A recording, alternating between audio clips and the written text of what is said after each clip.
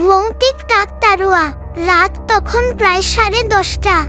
মেঘে ঢাকা আকাশে চাঁদের আলো নিভে যেতে বসেছে। গ্রামের এক কোনায় ছিল এক পুরনো ধানক্ষেত, যার মাঝখানে দাঁড়িয়ে ছিল এক কাকতাড়ুয়া।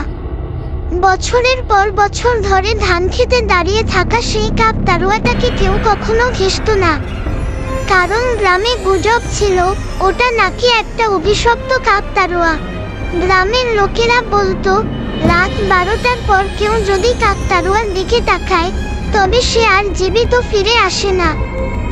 অনেকে এই গুজবকে উড়িয়ে দিয়েছে, আবার কেউ কেউ বলেছে যারা কাকতাড়ুয়ার দিকে গিয়েছিল তারা নাকি উধাও হয়ে গেছে, তাদের আর খোঁজ পাওয়া যায়নি।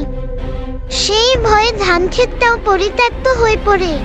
কিন্তু সেই বছর বর্ষার শেষে গ্রামের এক কলেজ পড়ুয়া ছেলে রনিত শহর থেকে বাড়ি ফিরে আসে।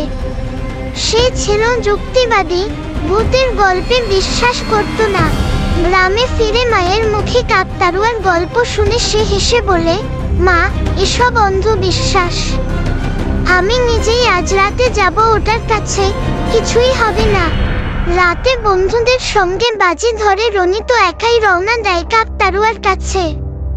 চারপাশে ঝিঝি পোকার ডাক, মাঝে মাঝে শিয়ালের হুক্কা হাঁক, সব মিলিয়ে এক বিভীষিকাম পরিবেশ।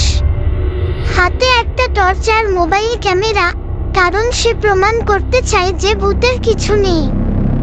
কিন্তু কাকতাড়ুয়ার 100 গজ দূরে পৌঁছেই টর্চের আলো নিভে যায়। আশ্চর্যভাবে মোবাইলটাও হ্যাং হয়ে যায়। হঠাৎ করেই রনিত দেখতে পায় কাকতাড়ুয়াটা যেন মাথা ঘোরাচ্ছে। ঠান্ডা বাতাসে ওড়ার কথা তার ছেঁড়া জামা কাপড়গুলোর, কিন্তু সেটা যেন নিজের ইচ্ছেতে নড়ছে। এরপর এক অস্বাভাবিক গলা, তুই ফিরে যা। রনিত দৌড় দিতে গিয়ে পড়ে যায়।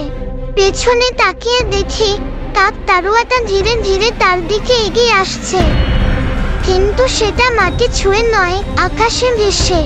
তারপর শুধু একটা কণ্ঠস্বর শোনা যায়, তুই আমার জমিতে পা রেখেছিস, তার মূল্য তোকে দিতেই হবে। পরদিন সকালে ধানক্ষেতে পাওয়া যায় রনিতের মোবাইল, কিন্তু সে আর কখনো ফিরে আসেনি।